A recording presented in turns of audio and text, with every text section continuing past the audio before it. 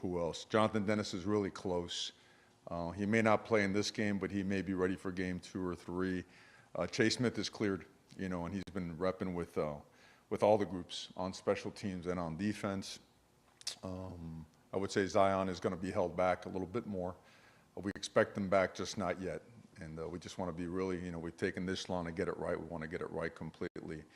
Aside from that, I can't think of maybe Antonio Tripp because he's still about 3 weeks out due to his shoulder stuff. But aside from that, we feel like we're a pretty healthy team going in.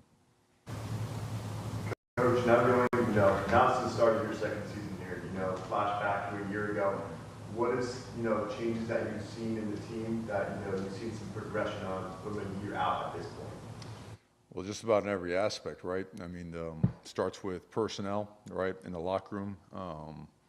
It goes on to your staff members, right, what you've done on the second floor as well as the first floor. Schematically, I would say internally the DNA of our team has improved tremendously from a competitive standpoint. And I think when you create competition at certain positions, when you continue to flood the building with good people, with the right intentions that like to work hard, it's a good match. It has to fit, and the operation, the blueprint brought in here is one that's designed for people that really like to work hard, that love football. If you don't love that, it's probably going to be a tough deal. Probably won't be very pleasant. But that being said, what you see is a team that has spent a lot of time together, like invested real time, real work. And because of that, I think you see a stronger, more effective and impactful leadership council. Systematically, we feel like we're better suited to our personnel, but there's really not much talk that needs to be added, right? Let's go play football. Let's find out where we're at, play to the best of our abilities, and keep progressing as a program.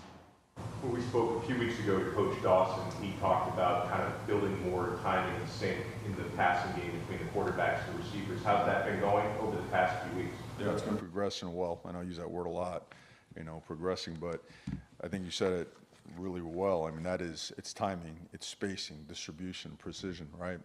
And time invested couldn't apply more to much else than it does to the passing game, due to the fact that those guys, they have to know each other's next move, right? There's so much of the passing game is based on those guys having like a real connection, and having repped it so many times that they've done it to the point where they can't do it wrong, really. So we've seen a lot of progress. There's trust in it. I think at this time last year, we were struggling with trust and confidence in the passing game.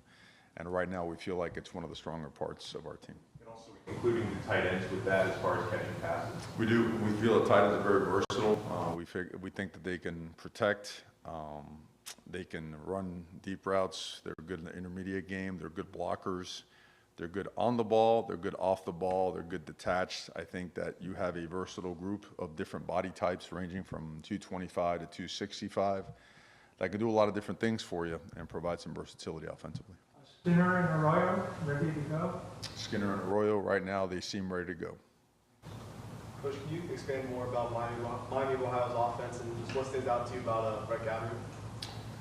Well, he does it all, right? He's an excellent passer. He's a tough and physical and fast, explosive runner. Great feel for the system. He makes the magic happen for them. Great feel for the entire the culture of the organization. You can tell he's one of their primary leaders. And it shows in the way that he plays the game. It shows in the production that he's had. And certainly I know they count a lot on him, but he's surrounded by a great supporting cast now. He's not doing it by himself. He has some really good players around him. Can you characterize where things are at physicality-wise on the line of scrimmage? Was there a good back and forth from what you saw? There has been. I think, you got to play a game to really, start getting a gauge for where you're at. Have we enhanced the body types? I think you've had a chance to see that, right? Where certainly there's been a buzz about that kind of stuff, but we bring those guys back down to earth. The buzz, for the trenches, that doesn't mean much, right? You got to put your hand in the dirt. You got to go play. And we're playing against a team that defensively is known for knocking back the run and pressuring the quarterback. I mean, their third down packages are as exotic as it gets. A lot of pressure, a lot of athleticism on the edge, and a lot of stunts and games inside, making things very difficult. So, for us, we feel that both the defensive side and the offensive side have improved. because, yeah, they had a great summer, but we also, you know, had an opportunity to enhance our personnel. And that personnel has been going head-to-head and toe-to-toe for an entire, I guess, 8-9 months now, you know, in their player-led workouts, in spring practice, in fall camp. You know, today was a perfect example. We have three sets throughout the course of practice where the ones go against the ones, the twos go against the twos, and you see legitimate battles and competition. So that's going to pay off for us, we think, you know, now and in the big picture in the long run. But we're enthused about what we're seeing. Let's go make it happen. You know? Mario, having said that, with that position group, specifically offensive line, you know, you've needed to upgrade that. It starts there. Is that where you'll see right away the guys when you throw them in there, who can cut it, who can't? You've got a pretty good idea. Like you said, you have a pretty good idea, but when the lights come on, is that what you're really looking forward to? Well, you're looking for performance across the board. You know, when you say what we'll see, you know, that's like a prediction. I'm never going to predict any aspect of the game. Do we feel confident in our advances and our progress? Absolutely. As a program, we do. We feel confident that we've worked hard. We feel confident that we're working and earning our way to playing better. And that's where we like to leave it before a game. I don't, you know, like to talk much about what I know the way we work. I know the investment of the players, whether it be in the film room, the practice field, all that stuff. So yeah, it's consistently just getting better and better. But we need to go play football. We're not on game day yet, but we're going to get there, and Miami will be ready. Coach, I imagine the returning players, I'm looking at this is kind of Middle Tennessee State game. Are they inspiring the youngsters, the 42 new guys, to step up for this one? I don't think that's relevant to our game this week, but I respect your question. Recordings just got better. Hey, it's Dana from StreamYard. I'm so excited to announce that local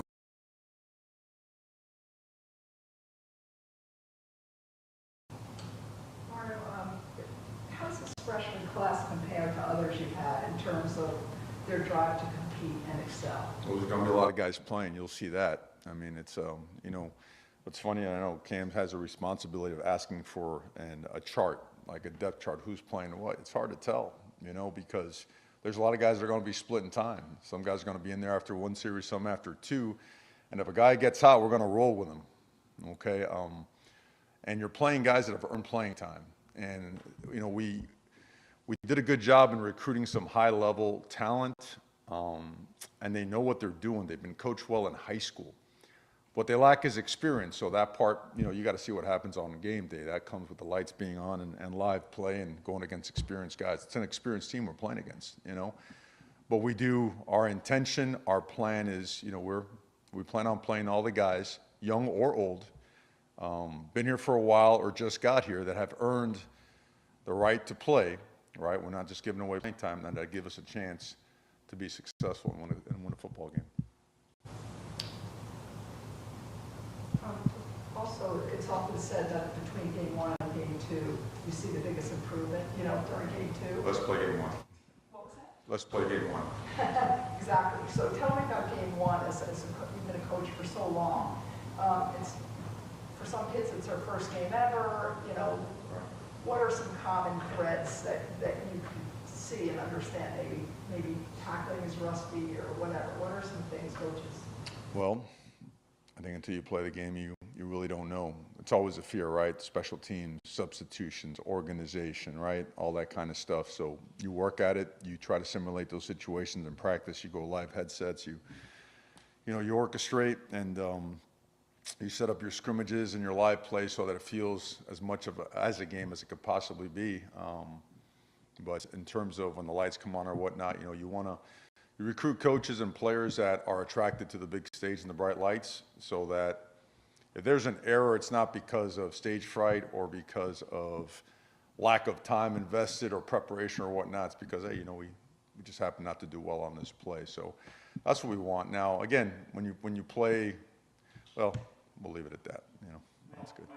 Handling adversity, can you tell yet before a season begins how a team will respond to adverse situations, or is that only something you can tell? I think it's hard. I think that's hard to, you know, and you wish, you know, you really wish you can predict that part.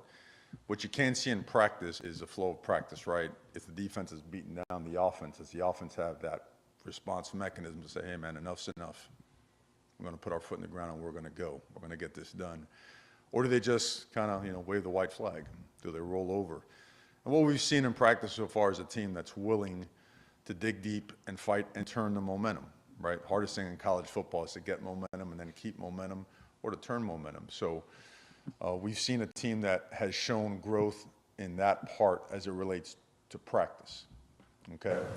I always tell, and I kid our strength coach all the time, we have a great strength and conditioning program, but the weights don't push back, The cones and the whistles, they don't push back, right? When you're running sprints and all the other stuff you do. Football, people, humans, it's resistance, right? It pushes back. So it's a great question, and looking forward to finding out. Mario, with all the uncertainty that comes with the first game, how much of a relief or how much of a comfort is to have a guy like Van Dyke back there running your offense? Well, it's guys like that are hard to find, right? That have experience. That and the thing that sticks out about him, again, there's a guy that wanted to be here, right, and went through a tough time because, number one, he's a competitor. Number two, he loves Miami.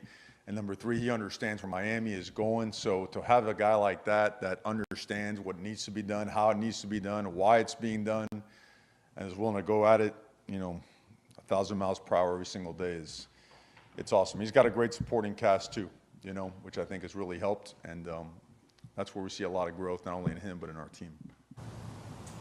Special teams, the punter, you have a new punter, and last year, you had such a great one for a while.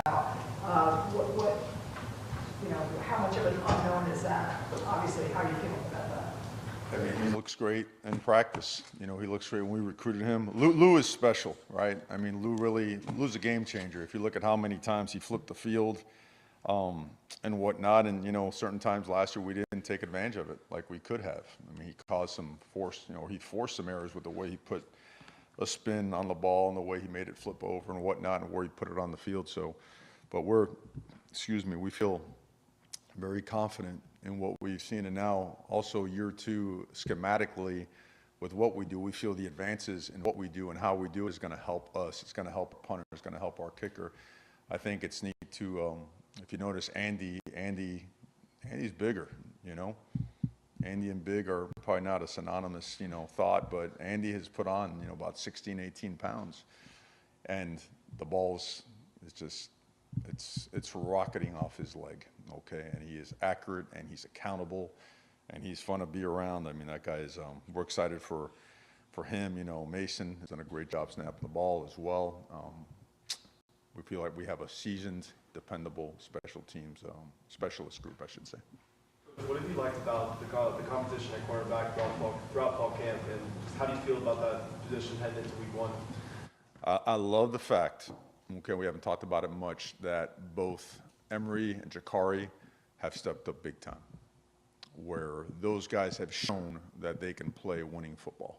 And their grasp of the offense, their ownership of our scheme, and they're just continual, their approach to the game is continuing to take steps, continues to elevate, which makes you feel good about the present. God forbid there's a situation, and makes you feel really good about the future as well. Anything else for Coach Cristobal?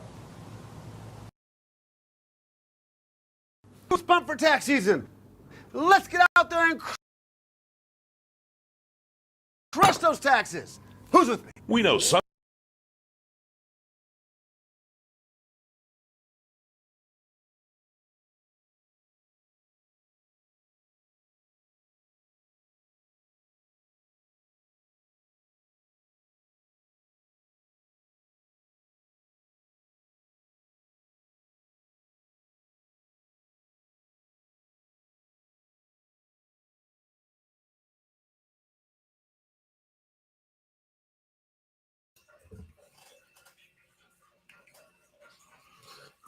All right, guys. As you guys can hear, Mario Cristobal basically did his press. We're going to play both the offensive and defensive coordinators on press, and then we're going to get into this Miami Monday.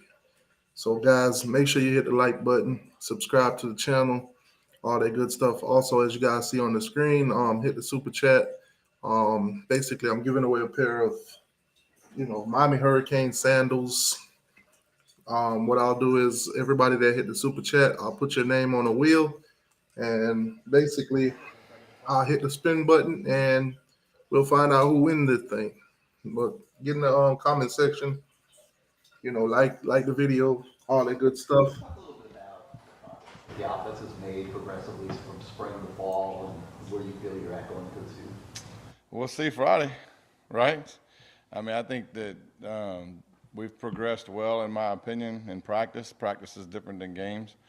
And so we'll see where we're at when we play Friday. I mean, I expect kids to do the same thing they've been doing at practice, but, it doesn't always correlate. Sometimes it does. How's the timing and the sync looking in the passing game, quarterbacks and receivers the last couple of weeks? It looks good. I mean, our passing game has come along. We need, obviously, we're not sitting here, and I've said this multiple times, we don't have a 100 reception guy coming back, right? So we got to find out who our dudes are, and I think we have a good idea, but I think that I'd like to be pleasantly surprised by some guys too, right? So, got to make plays in games. That's the facts. And so. And how's the running game going, and do you have a good idea how you're going to be able to balance the passing and running attack?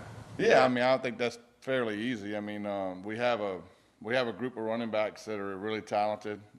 It's probably, one of the more talented rooms we have, to be honest with you. And so I feel good about multiple guys playing. It will be running back by committee. I mean, somebody's got to run out there first, obviously.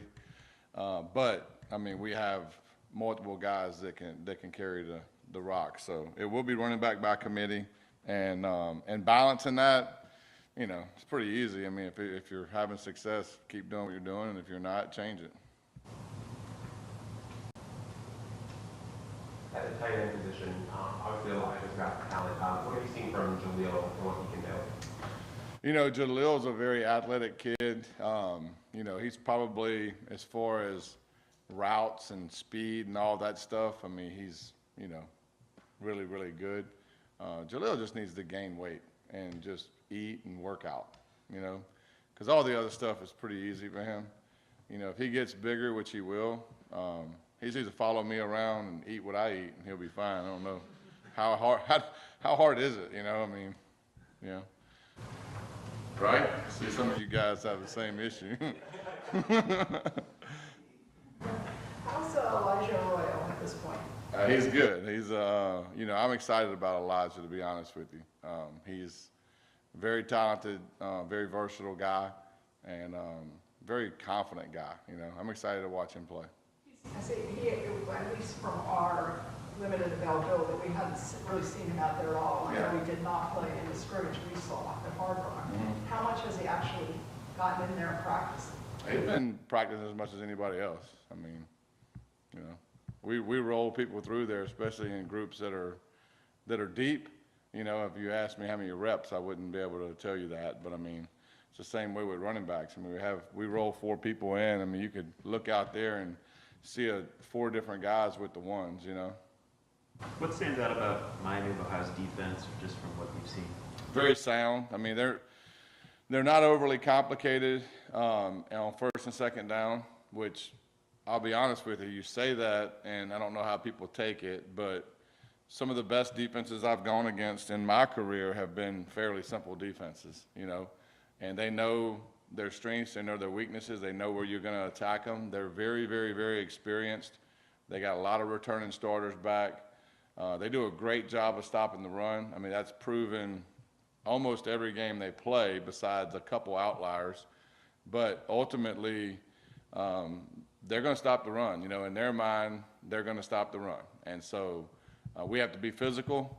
We have to be very precise route running and timing, because there are windows there, but they're not big. Those guys understand what coverage they play and where you're going to attack them. And so efficiency is key. It's just when you play a very experienced defense that really doesn't do a whole lot, they're typically pretty good at what they do, And so you just got to strategically attack them and keep plugging away, really. Seems like this freshman class is very driven, very competitive. So what have you seen? How do they compare to, other freshman classes that you've coached? Yeah, it's a tough question. I mean, I agree. I mean, I think they're probably more talented than a lot of them, but, I think you're going to see a lot of them play. That's the key. It's hard to play as a freshman. And so, a lot of those guys have proven in camp that we can trust them. Let the Disney magic come to you.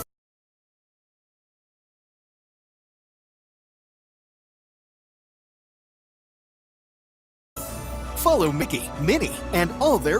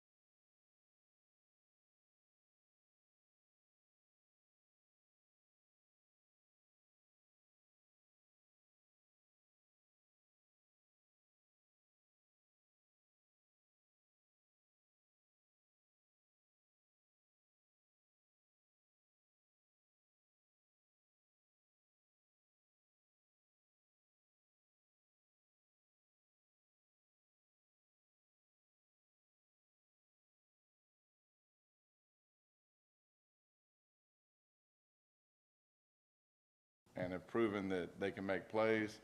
Again, there's a threshold of making plays in practice and making plays in the game. That's why when coaches talk about experience, that's what experience means, right? That people have made a lot of plays in the game and have banked a lot of reps. Well, we have some guys that haven't. And so what you can expect is, you're going to have some issues, they're not going to go out there and be perfect. I'm not going to be perfect. Nobody is. So we got to weather some ups and downs, and we got to make more plays than we don't.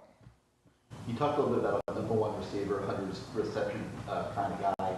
Is that something that you've had guys put up some pretty monster stats in past seasons. Is that something that happens organically? Yeah, it does. Or can you kind of steer that with your play calling? Well, I think it happens both. They rise organically, because ultimately you sit there and you play games and you practice, you play games and you practice, and ultimately there's some consistency that wins over time with certain guys. And so organically they become the better players. Now, with that being said, then you have to start putting them in position where they get targeted more because defenses are going to take them away more. So the more clout a guy has, with opposing teams and nationally, the more recognition he's going to have as far as what they're going to try to take away. So that becomes more of a game plan deal of trying to hide him and trying to move him around. But ultimately they raise, the cream's going to rise on its own, organically. But then you got to kind of cultivate it in a way where he keeps getting touches. And Jakari showed as the backups this fall camp. I think both of them have taken major strides, to be honest with you. They're both, working on different things. Like everybody, nobody's the same, right? And so Emory is one of the guys that my man was talking about over here. Obviously he's a freshman, right? And so this is his first year in college, and, there's things that come along with that are different than people that have been here for 2 or 3 years. And so learning the offense, obviously, they're both here when I got here, and so they both have a really good grasp on what we're doing. Been very pleased with both of them, I feel confident with both of those guys, to be honest with you. Anything else? Hi, Coach. Thank you for your time. It's easy, guys. Yeah. Easy money. Next week won't be so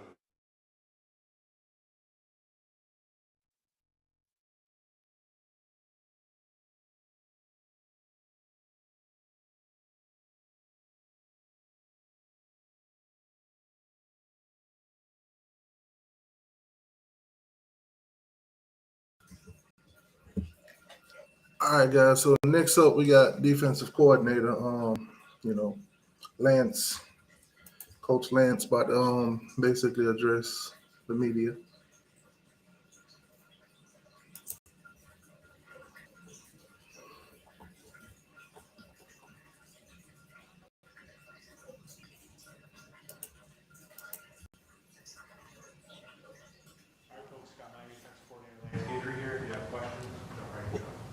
Coach, you've coached at Miami of Ohio, and so just you're kind of aware of what the program is about and the type of players they attract. What can you share about your time there and what you learned from that program? Being a Louisiana boy, I didn't really know much about Miami of Ohio. I remember watching Ben Roethlisberger in a bowl game one time, and when I got the call to go there with Mike Haywood, I found out a lot about it. You know, there's cradle of coaches, and you go and you look at the wall, and you see all the coaches that have been there. You know, Woody Hayes, Eric Porsegan, Bo Schembechler, and you see the assistants, Sean Payton, Tressel, coach there. It's a who's who for us coaches.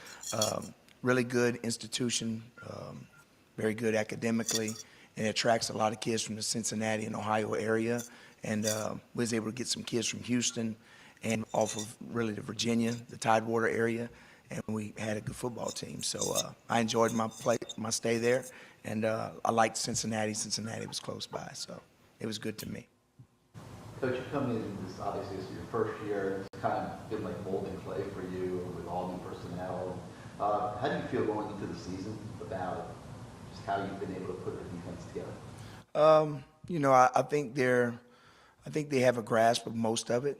What we're going to do just depends on what I think they do well. You really don't know when you're installing, going against the offense. They're always changing things. So I think we got a good idea of what we can do well, and we'll go from there, and it's going to be adjusting every week according to our personnel and who we're playing against.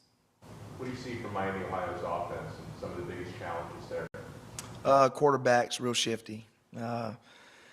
He's a competitor. He's what I call a gym rat. If he was a basketball player, you know, he's a guy that would be a point guard. He really runs the show.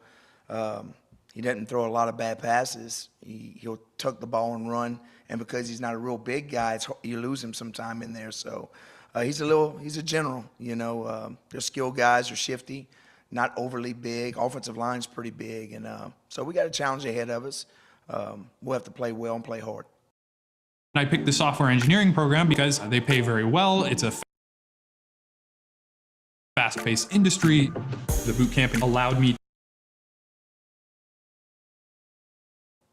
Cristobal and Dawson both mentioned that obviously there's a lot of young players on the team that are going to be earning playing time. You see it the same way with your defense? Yeah, sure.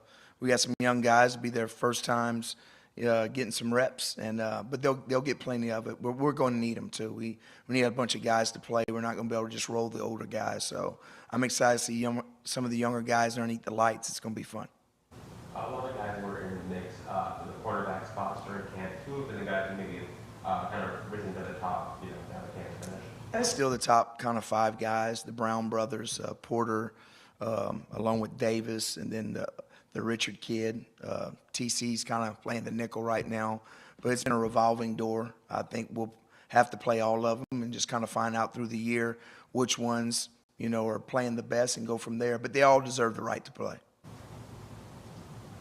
I think their OC is in his first year in that role, but he's been there for 10 years now. What type of challenge does that pose, and do you expect it to look totally different than what you've seen on tape? Or? You don't know. You really don't know. You go, he's been there with them, so we're preparing for what we've seen in the past. And so you break down all the games and you go over those plays, but I'm sure there's going to be some things, some wrinkles in that football game that we haven't prepared for. We'll have to get adjusted quick. So a lot of times you got to play a lot of vanilla defenses or base defenses in order to get things fixed. But we'll see how the game goes and see, you know, what's kind of their attitude of how they're going to attack us. Will they go fast? Will they huddle? Will they do a bunch of crazy formations? We just don't know. So we're just working everything that we've seen on film. That's all you can do. Do you coach from the press box or the field? I'm from the field. You're on the field. Yes, sir. Coach, talk a little bit about Cam Kitchens, you know, coming back as a reigning All-American. Has he taken up in a leadership role in this team, or just, you know, some thoughts on Kitchens going into this year? Of course, I don't know Cam before this year, so I mean, all I can do is judge by what I see. But he makes a bunch of plays at practice. He's not a very vocal guy, but he's always given great effort, and I think he'll be the leader by the way he plays, and he's already doing it by the way he practices. So he's had a good week of practice, last 2 weeks actually, and I think he'll play well in game one. He's making a bunch of plays out there. How's the weak side linebacker competition going with the Saint and Floyd? There's a bunch of them. It's revolving, really. You know, you've got Kiko, who's the Mike, and he plays a little bit of Will also, but all the other guys are rotating at Mikes and Wills. We're just trying to get as much depth as we can, and whoever goes out there is going to have to play like a one. So we'll see who plays the best, and whoever's playing the best will probably play the most reps. How much do you think, I mean, obviously a lot of guys are going to be rotating in at defensive tackle, but Brandon seems like somebody who's really kind of elevated himself, during camp. How much is he going to be on the field, and how much does he affect the game? Branson is real twitchy. He's not a very tall guy, but he's very powerful. He's fast. He's probably the best in shape because he's smaller than the rest of them.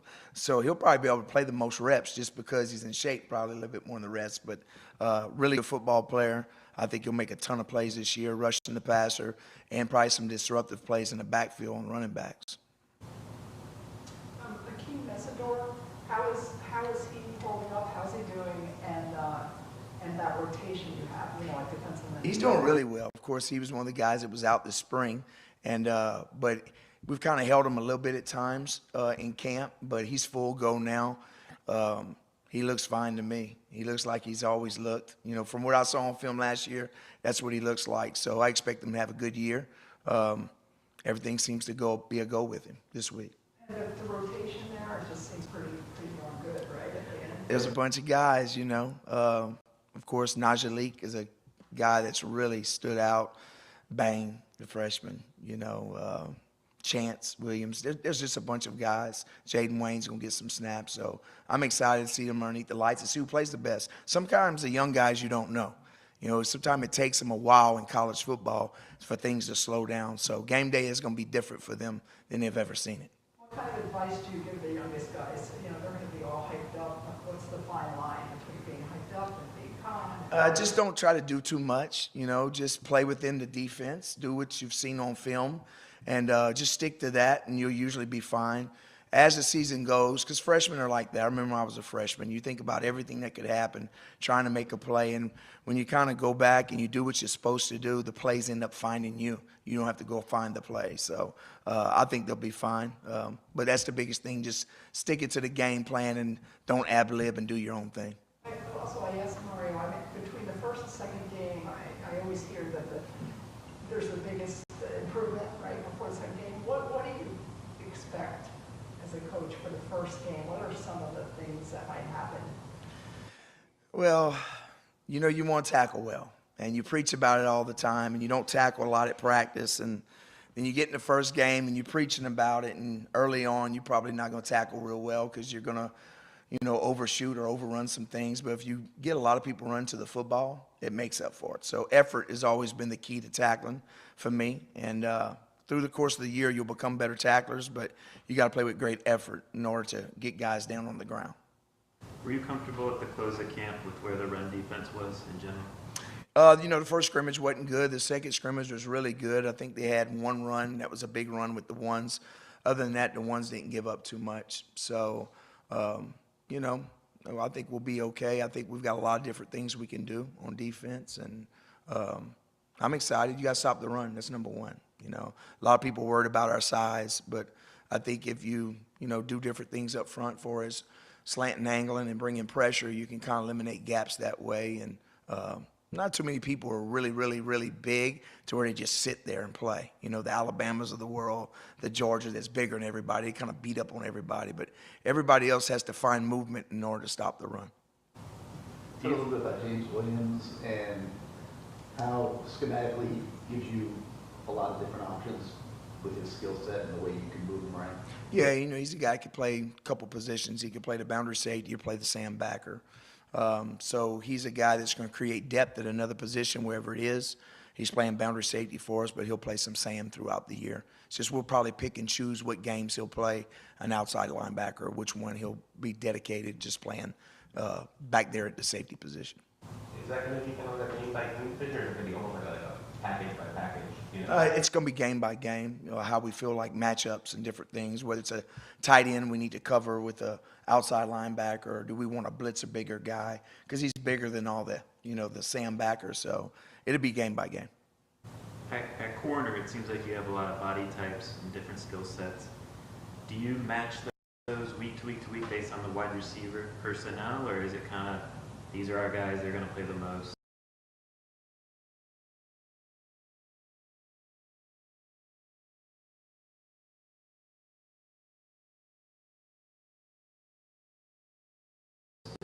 Yeah, I mean, you can. If you're going to face a bunch of big receivers, you need some big bodies, of course. But just in general, normal size, you want to play the guys that are kind of hot, The game usually comes down to if you're stopping the run, people are going to start throwing to the outside. And they're going to throw it to the outside, and you got to play the back shoulder and all that.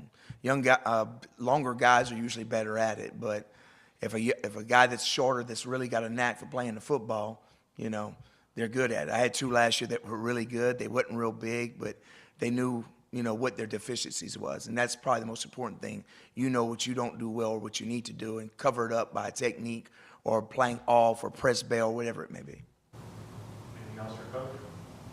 All right, Coach, thank you for your time. Easy group. All right, folks. All right.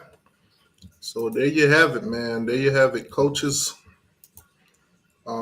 Press conference started off with Coach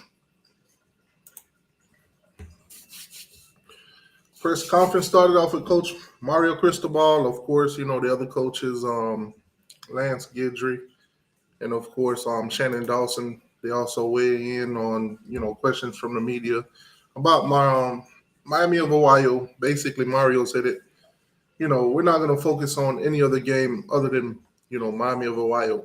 Some of these guys wanted to look ahead and, that's how you get caught slipping, looking ahead.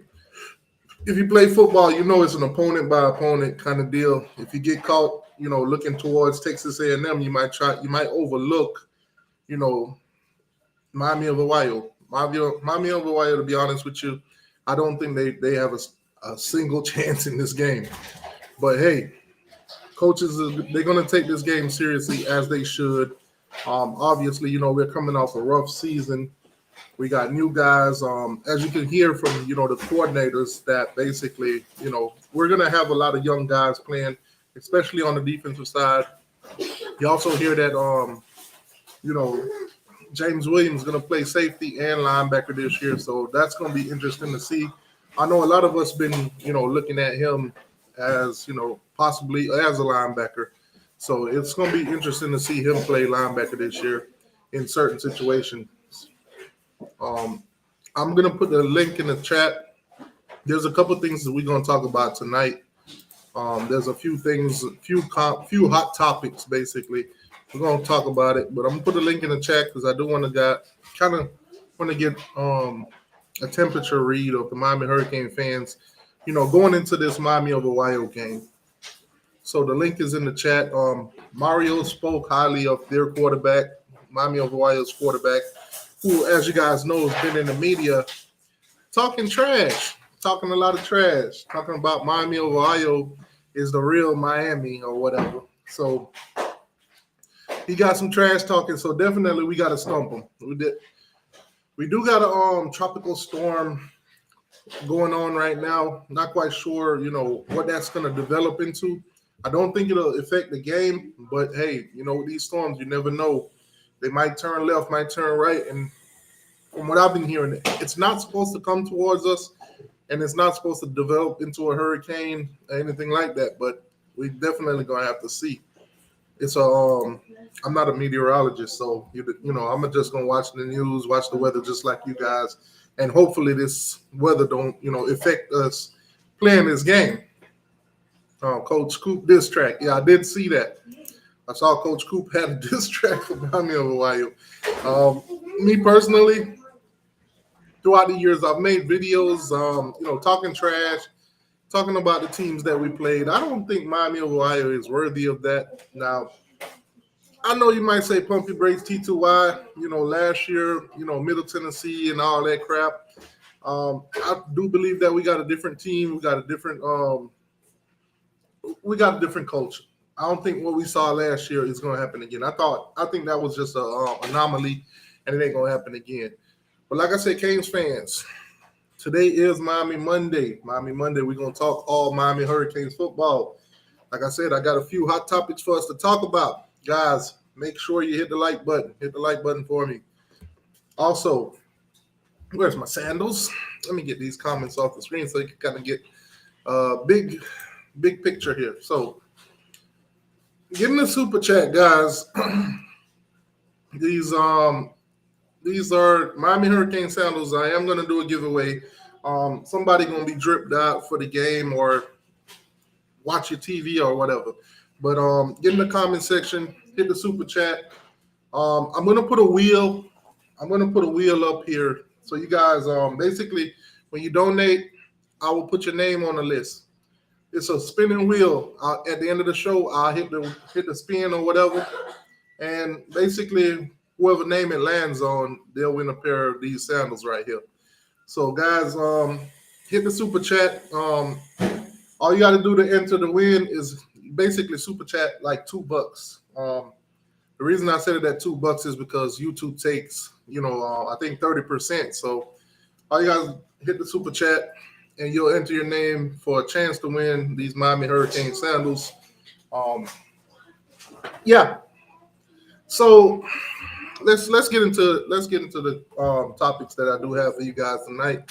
Obviously, wasn't really going to talk about it, but let's talk about it. Tyler Van Dyke. Kane Sports put out an article basically saying that he was questionable for game 1. Now, since that has came out, it has been debunked. They said that he had hurt his thumb. That has been debunked already too. It was supposed to be his wedding finger, whatever. The finger you put the ring on when you get married and all that good stuff. So reports came out, and obviously, Mario don't want the media reporting on injuries. Basically, in most injuries and things of that sort are supposed to be confidential. So when you got media members that's inside the building, whether they know it or not, whether somebody leaked the information to them, you got to think objectively. Like, listen, me putting this out could possibly, derail the season or a game or two, or, help an opponent prep a little bit different and a little bit better or whatever. Let's just say Tyler Van Dyke is hurt or whatever, and he's not going to play game 1. Well, the opponent didn't know that. But since you want to be the first one to break news, and let's be honest, they've been sitting on this for about a week and a half now. This is something that basically was reported, I think it was yesterday, but it's been out there for like a week and a half now. Tyler Van Dyke hurt his ring finger. All the media knew about it, but except for one source or one place, Kane Sports, with basically Gary Foreman and Matt Trudell, they decided they want to be the pig that squeals. They want to put it out there. So now, if you don't see Tyler Van Dyke playing week 1, guess what? The opponent knows that too.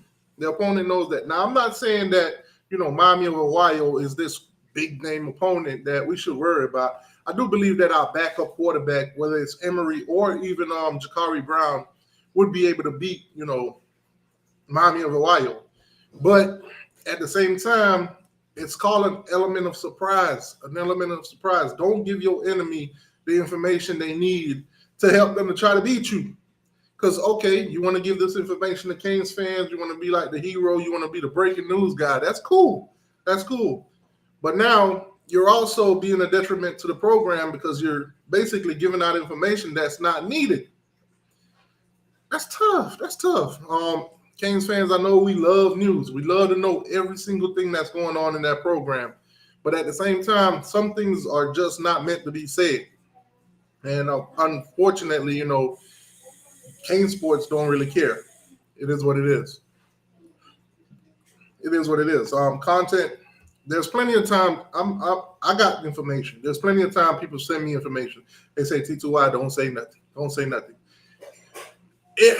Listen, it hurts. You get anxiety. You want to say it. You want to blabber it out. People talk about certain things, and when you know certain things, you want to say something, but you can't, and it is what it is. But when you do that, just know whoever gave you the information, they're going to look at you like, okay, I can't really trust this guy. That's a bridge you just burned, and it is what it is. Kane Sports, shame on y'all. Shame on y'all. Anyways, guys, like I said, I'm going to put a link in the chat again. You guys could join me in on this conversation. We're going to have some topics to talk about. You guys can hit the link. It's in the chat. And like I said, hit the donation button, the super chat, $2 or more, and you can enter your name to win the Miami Hurricane sandals. Okay. First up, let me pull out my notes real quick because there's a few things to talk about.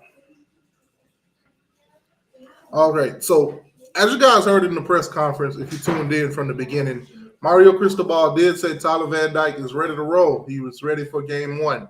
So if you don't see Tyler Van Dyke, then basically, that was a smoke screen. Mario don't want to give, Miami of Ohio any more ammo like Kane Sports already did. So that's up for Friday right now. Friday. We're just going to wait and see Friday. Friday, 7 o'clock. Miami will take on Miami of Ohio at Hard Rock. I will be at that game. I will be at the game. Hopefully I can, run into some of you guys out there and this, that, and the third. But I will be out there supporting the Canes. Getting you guys footage, of course, of the game day experience at Miami, the tailgates, inside the stadium.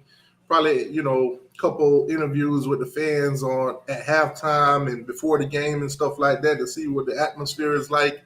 And of course, on the drive home, I'll give you guys my post game thoughts and everything like that. That Friday night, normally we'll do on the channel, as you guys know, I do Miami Monday, FSU Wednesday, and the Florida Gators on Friday. Well, Florida Gators play Thursday, so that Friday night, Miami's playing. So I'll probably do. I'll probably have to do the Florida Gator thing. I'll probably have to cancel Florida Friday. So it is what it is. But we'll talk about them some other time. It's Miami time. So possible commitment. Now, I'm not going to say this is a short thing or anything like that. There's rumors, there's buzz. As you guys know, there's a DB by the name of Xavier Mincy. Now, if you've been watching the channel and you've been paying attention, basically, we talked about him a couple of times. This is one of the top DBs in the country, a 4-star guy on the composite. His final 3 teams, to be honest with you, that's in the race is Florida State, Miami, and the Florida Gators. There are some, buzz going around that say he will be committing to the University of Miami. So we'll see how that goes. Me personally, I'm going to wait and see. For all we know, Zaquan Patterson should have been a Seminole if you listen to all the beat writers and the buzz and all of these crystal balls that went out and, the fake news that the Florida State fans and beat writers and insiders and the outsiders and the guy with the cousin with another cousin that's inside the building that knows somebody, they was putting out basically Zaquan Patterson, according to them, should have been committed to the Florida State Seminole. As you guys can see, committed to the University of Miami. So that's a great get for your boy, Jamil Aday. Now, I see a lot of Canes fans weighing in on the recruitment of the defensive tackle position. Basically, guys, we've been whiffing. A lot of the top targets that we went after for the defensive tackle position and the defensive line, they've committed elsewhere. As you guys remember, we had one of the best visits in history, June 9th, and we basically whiffed on most of those guys. So right now, we're either scrambling to get, the next best thing or, the other guys on the board, or we're gonna basically go into flip mode, plain and simple. As you guys know, with Mario Cristobal, with recruiting, it's relentless. It's all the way down to signing day. So it is what it is. A lot of ground to make up in the recruiting department. But if we could land a guy by the name of, Xavier Mincy, then, that'll be a great deal. As a matter of fact, I'm going to pull him up real quick, kind of give you guys an idea of who I'm talking about. So also, too, guys, there's a couple guys that, will be making their decisions somewhere down the line. We're going to talk about those guys, too. Anyway, one second, guys. Let me pull this up for you.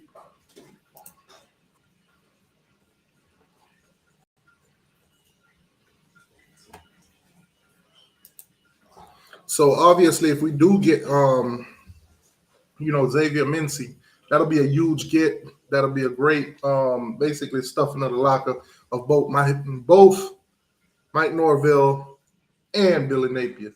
Stuff both of them in the locker room if we end up getting this guy.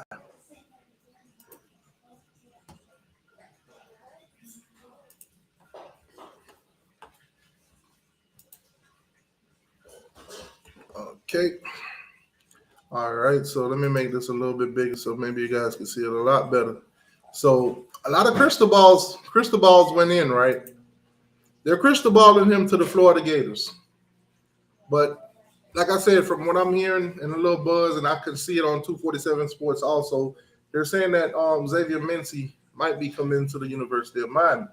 So he's a safety, 6'3", 180, highly rated guy. On the composite, he's a 95. On 247 Sports, he's a 93. So this is a highly rated safety. 6'3", that's a tall safety. Yeah, man. Like I said, as you guys can see on the screen right here, he's predicted for Florida. Now that's only one prediction, so let's kind of jump into who made this prediction. Now this prediction was made by a Seminole. He predicted this back in July. July 3rd was when he made this prediction. It's a 6 on the 1 through 10, so he's not quite sure. Obviously, this guy so far this year, his accuracy, he's gotten 26 out of 29 right. So he's sitting at almost 90% correct when he makes his predictions. But he predicted the Florida Gators. So we're definitely going to keep an eye on Xavier Mincy, of course. See if we can land that safety. As you guys know, we just landed a great safety, in Zaquan Patterson. So to have this guy also out of mainland, out of Daytona, to come on into this DB class, that would be another huge get for Jamil Ade and, of course, the Miami Hurricanes in total. So, yeah, man, like I said, as you guys can see, the teams that are basically on them, Auburn, Arkansas, Miami, Florida State, and Florida. So that'll be a huge get if Miami can land them.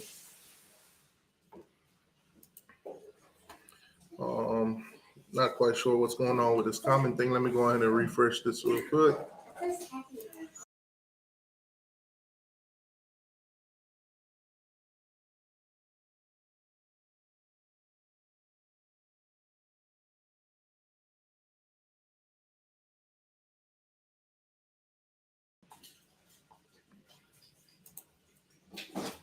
All right. So anyway, back to our scheduled programming. So the storm, tropical storm, that's one of the major things that everybody's talking about.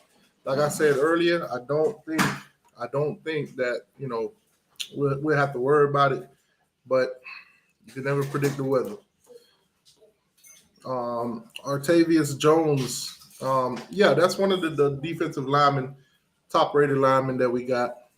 Now, he's like 30 minutes away from Florida State. Ever since he's basically been on Miami's radar, word was out that he's going to commit to Miami. Florida State has, reached out. They're putting a full press on him, trying to get him. So we're going to see if we can hold them off and, get him.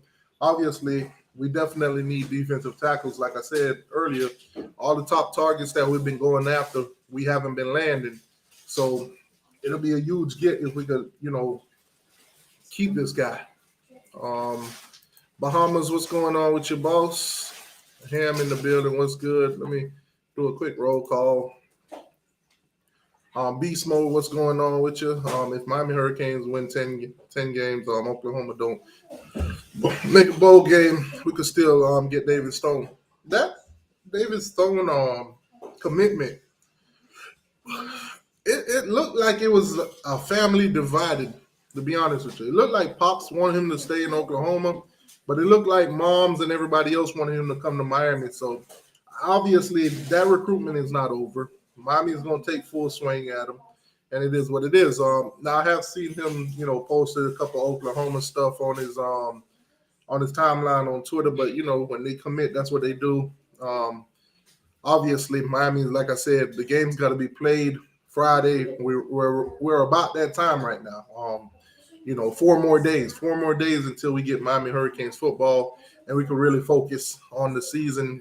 Recruiting is year round, but the season is almost here, so that's what we're going to do. We're going to focus on the season. We're going to focus on the games that's being played. Season right now. We'll do recruiting after the season, and when it gets this recruiting time, we can talk about recruiting. Don't listen to that guy. Talking like that'll get you fired. But let's move on to the next subject here. We go through these notes. All right, so the DT board. Obviously, if we don't land some of the top DBs, DTs, I'm sorry. Chris, what's going on with you? What up with you, brother?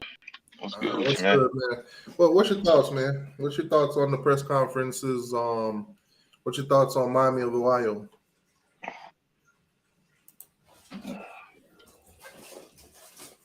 Who? Yeah, that's a good Who? Question. Oh, you mean the Red Robins? Oh.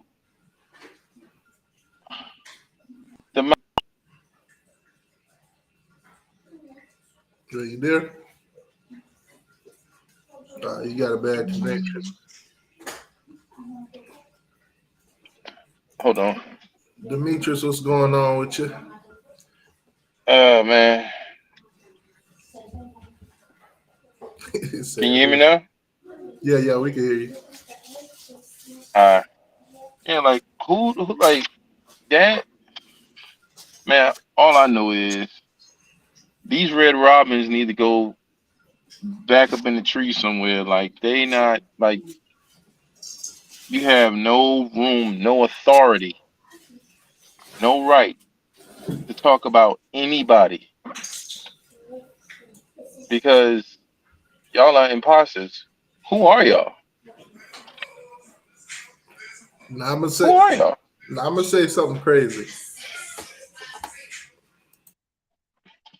What's up, man?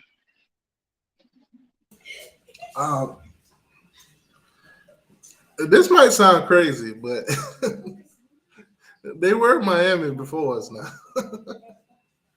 Maybe now, but football-wise, nobody know these people. But Miami of Ohio have been named to Miami before Miami, so that's kind of tough. But on a football aspect, nobody know these people. Everybody know who the Miami Hurricane is. Nobody know these. What the Red Robins or something? Red Robins, yum, or something like that. Nobody know these people, man. I mean, who am I to take time out of my day to go look at this team just because they quarterback talking trash? Man. Yeah, let me put the link back in the chat. I don't know what happened to Chris. He's getting no feed right now. I think his connection probably bad.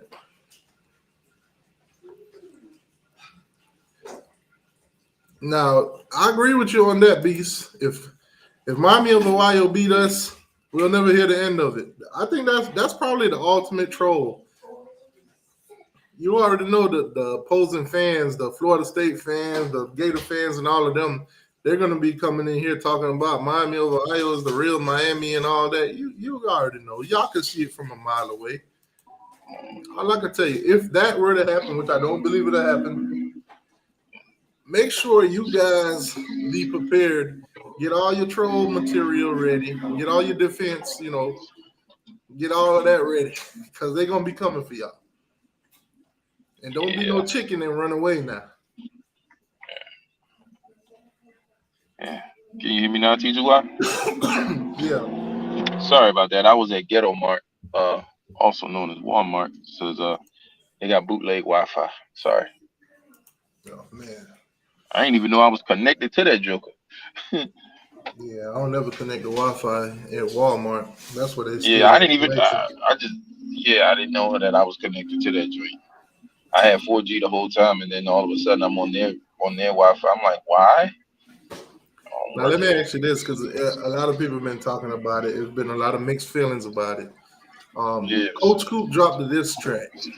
He dropped the diss track on Miami of Ohio. Yeah. Some of the fans are going nuts online, saying it's corny, saying this, that, and the third.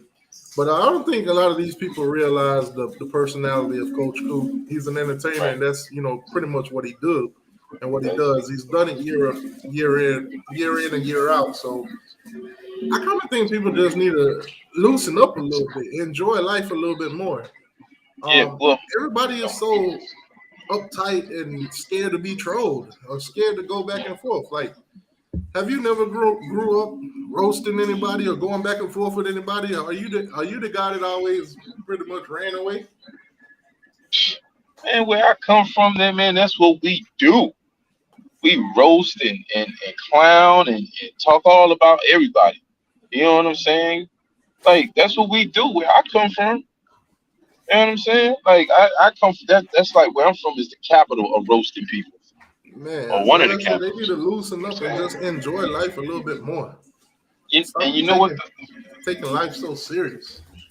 Yeah, I mean, my whole thing is this: that if you don't like the diss track, and this is your opinion, you might not have liked the diss track. Okay, fine. Keep scrolling. I find it entertaining. I'm gonna ask Cooper. I don't know if he's listening, but hopefully he watches this live. I was wondering. I should have reached out to him so I could have put me a verse on that mug. To be honest with you, because I had some stuff to say that boy, look here. But I wish I would have got on that joker with it. You know what I'm saying? It's fun. It's entertaining. Like, if you don't like it, then don't worry about it. Don't worry about it. Keep scrolling. Like, live life. Yeah, just you're not forced to watch it. You're not forced to like it. You know what I'm saying? And then they came up with this narrative here too, T2I. Oh, well, the diss tracks that he made, we always lose games. Do you give him the credit for the diss tracks that he made that we actually won? Because apparently, to my recollection, that the 2017 game, he made a diss track against Florida State. We broke the streak, and we won that game. So you can't say it's a jinx and superstition and all that other crap. Like, get a life, people. Seriously, get a damn life. Go drink you some milk. Go do some sit-ups, crunches or something. Go do something else constructive with your time other than hate. And this is to every fan base and including certain Miami fans too. But not all King fans are smart fans. I'm just saying. Yeah, man. Like I said, people just need to loosen up. Hey, if you don't like it, you don't like it, but keep it moving. Right. And don't be threatening him neither. It's entertainment. A lot of them go way too far with the threatening. Yeah, like, nah, we not doing that. Like, I'm telling you right now, and I done reached out to Coop about this. Ain't nobody gonna be sitting there threatening him because he got too much backup. Trust me. He got way too much backup. And you picking on somebody like him, why don't you pick on somebody else? You know what I'm saying? I don't speak for him, but look here, I roll with Coop. Coop don't bother nobody. He's a cool dude, entertaining, funny as hell. Threaten me with that. That's all I'm saying. And I'm gonna leave it just like that. Leave him alone on that.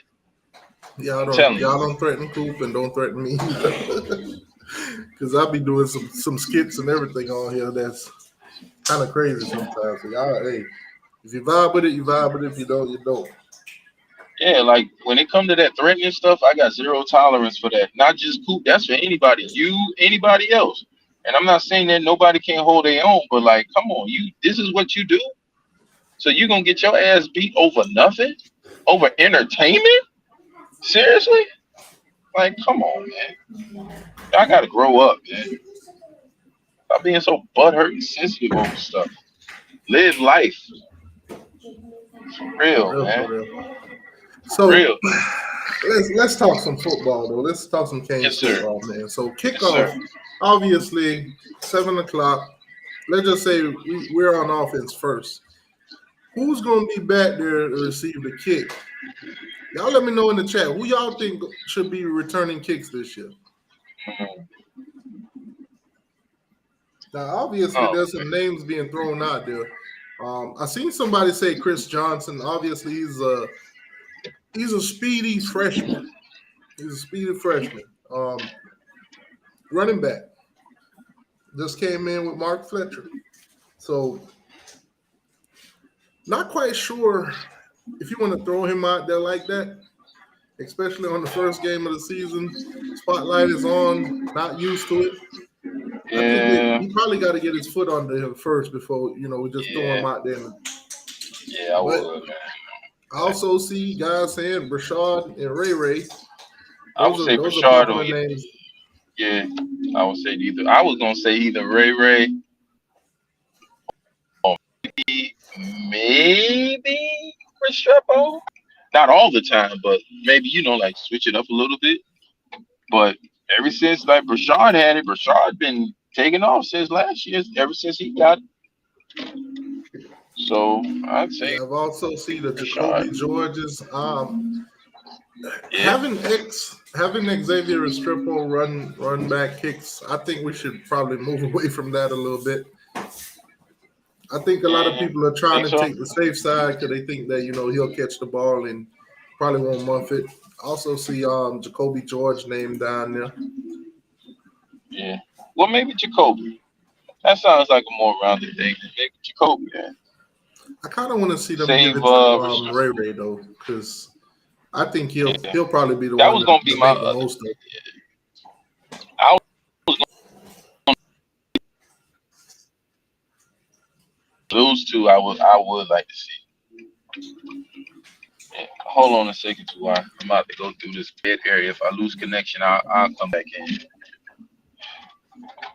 That's the cost of living out in the boom. Guys, let me know in the chat. Who do you guys think is gonna have the first touchdown of the season? Who gets in the end zone first for the Miami Hurricanes this year? I kind of want to see where you guys' heads at, heading into this game. Who's gonna be the first one to score a touchdown?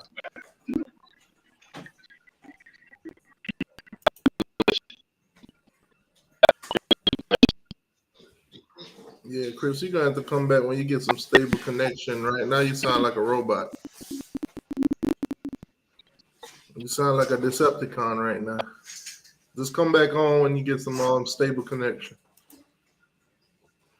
All right, so I'm seeing Henry Parrish. I'm seeing Cody Young. Anybody else? No AJ Allen.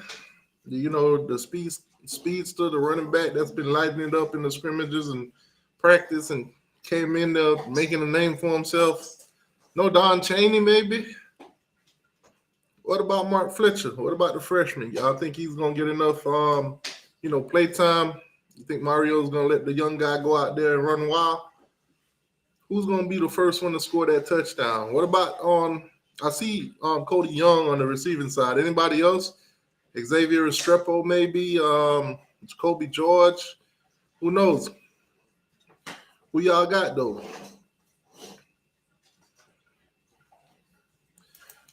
You say a pick six. if I had to go with a pick six, probably would be Cam Kitchens.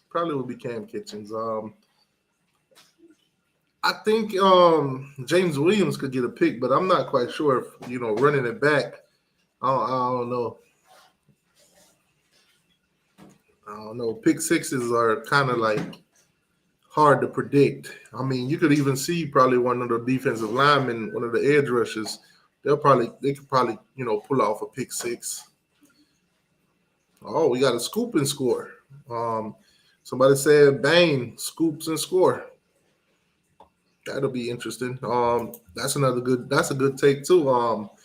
Tyler Harrell, kick return. I mean, fastest guy pretty much on the team, if you ask me, running a 4.2. This is his last year to basically, prove himself if you want to get into the NFL, other than just, getting drafted, other than just signing with a team or something like that. So if they could put him at kick return and, let that speed loose, that'd be very interesting to watch.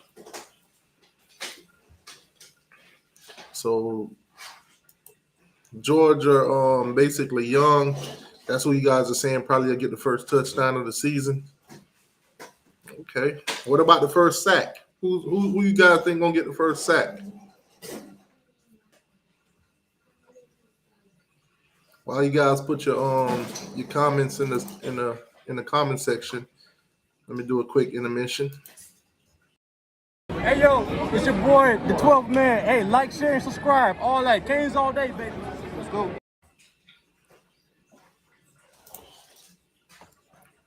All right. So Bain, people are saying Bain for the first sack. What about Akeem Mesidor? Y'all don't think maybe he could get one? What else? Leonard Taylor. You don't think Leonard Taylor could probably be the first one to get a sack?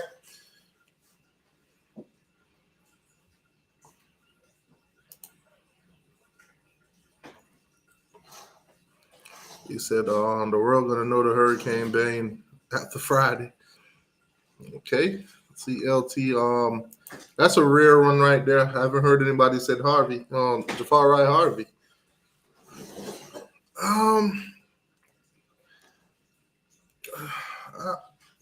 I got to see what Harvey do this year. I'm not gonna write him off.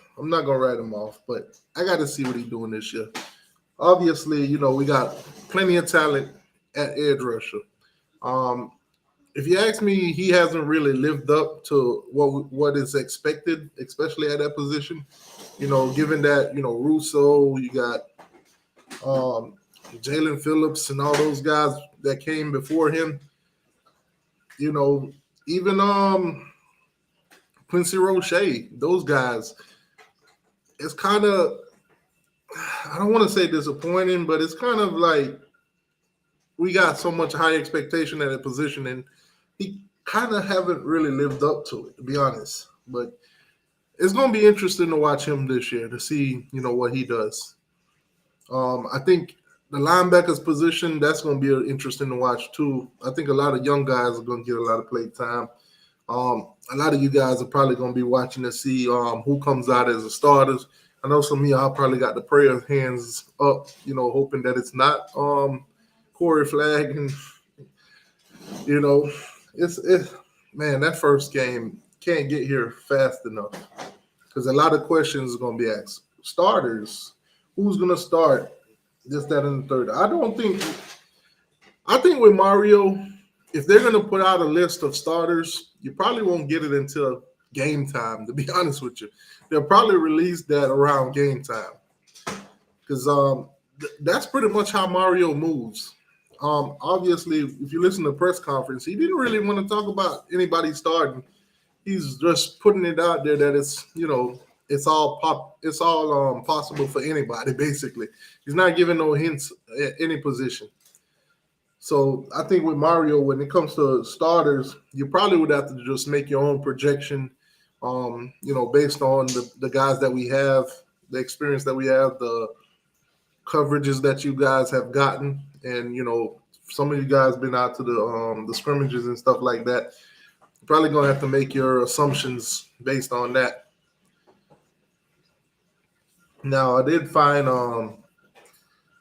Susan Miller's question to Francisco Maigoa, the 5-star. You know, he's starting this game on the offensive line. She asked him, you know, basically about Samson. Samson being a 5-star, he's a 5-star, he's starting, and Samson's not.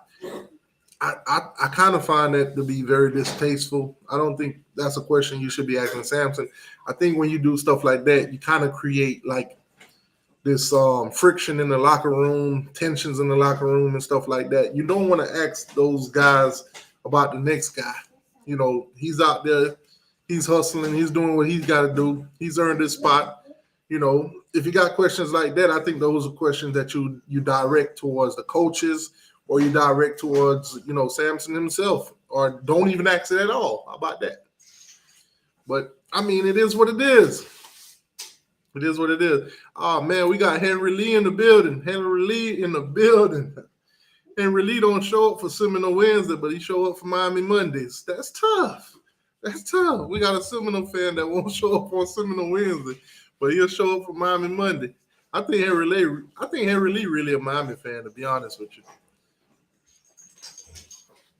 I don't think he really rocks with that going in and goal like that. I think he really a Miami fan. So, like I said, guys, I'm going to put the link in the chat again. Y'all come on in here, weigh in, give your thoughts. Like I said, this will be the last live I do on the Miami Hurricanes until game time, basically. Next time you see me, you know, unless some reports come out or during the week or something like that, and it's something that we must talk about, this probably will be the last Miami Live we do. Obviously, Wednesday is Seminole night, so we'll talk Seminole football. They play on Sunday, and the Gators, they play on Thursday, so Gator Friday won't happen this week because I'll be in Miami watching that game. We won't be live. We won't be talking about no Gators. We'll talk about all college football on Saturday and Sunday. But, man, Friday night, like I said, guys, the link's in the chat. If you guys want to come in, weigh your thoughts and opinions on this game coming up, your gives and your takes, your ups and your downs, your pros and your cons, all that good stuff. You know, this is the time to basically come on and air it out. As you guys know, this channel is an open mic.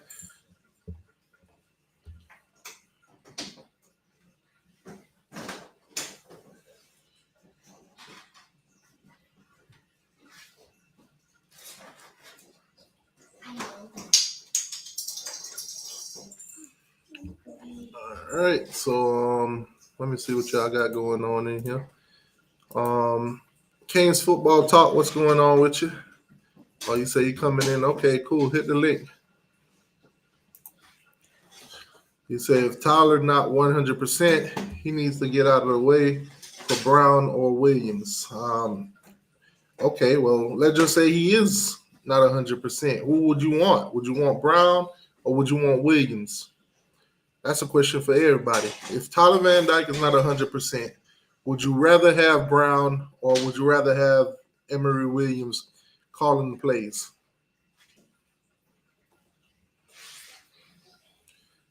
All right, so I'm starting to see some Williams in the chat.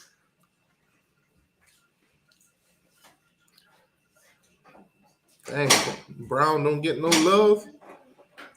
Tyler Van Dyke's not 100%, guys. Get in the chat, let me know. Do you want Brown or do you want Williams? So far, I'm seeing a lot of Williams.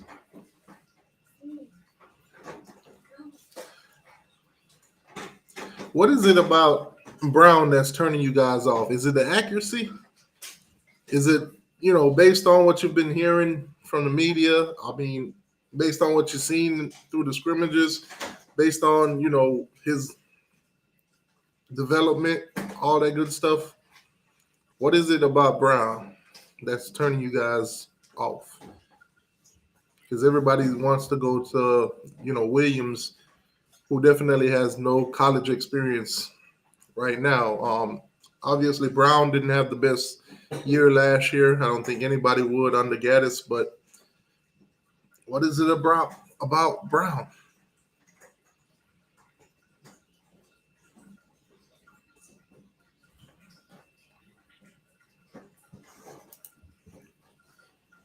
You said Brown accuracy is bad. We might have problems. I think if Tyler Van Dyke is not 100%, most likely, whether it's Emory Williams or it's Jakari Brown, I think we'll be running the ball mostly. Canes Forever, what's going on with you? What's going on, T2R?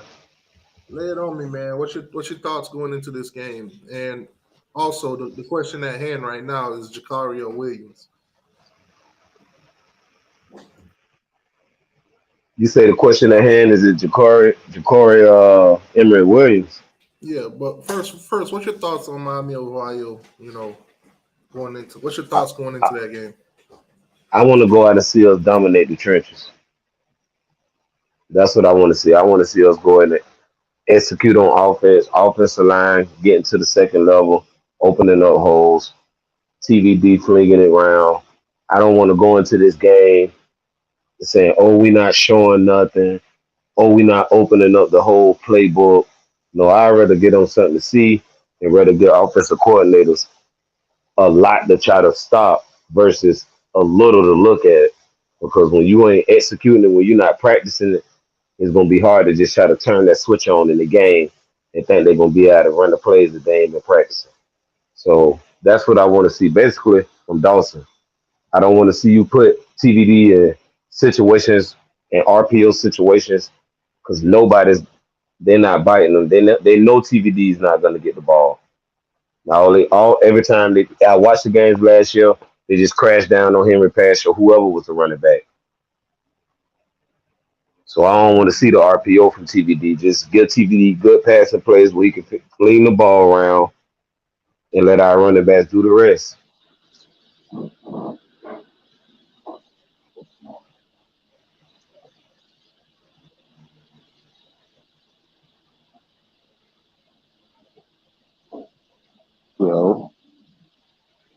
Yo. Okay, make sure I can be heard. The defense, I want to see us stop the run.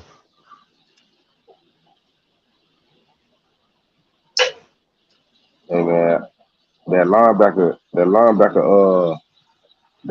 core, boy, that's what I'm really looking for. Just like you said, I'm looking to see if they can plug them holes up to stop the running back from getting through.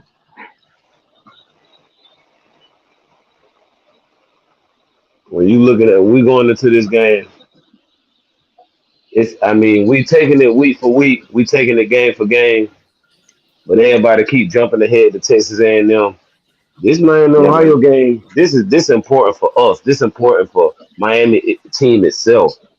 Darn who the opponent is. We gotta come out and be ready. All that playing around, I keep playing all this all season.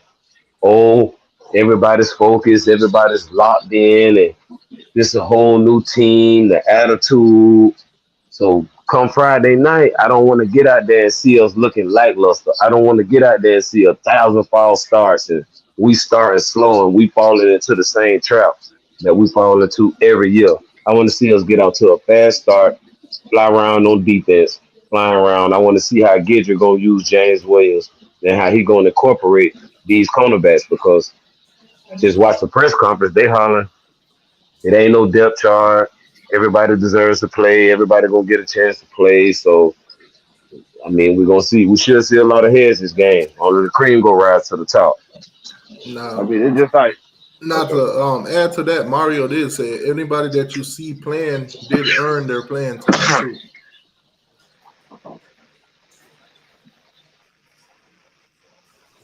Hey, it's just like what I did in the spring game. I'm not really worried. I'm not to be real with you. The only thing I'm looking for in the defense is like the linebacker core for me, as far as like, the linebacker core and the cornerback position. But as far as like anything else, I'm really looking at that offense. I really want to see some explosiveness. Since we don't got the same team and we got different players, we got a whole different running back thing coming in. I think the only two returning running backs is John Chaney and Parrish, if I'm not mistaken, right?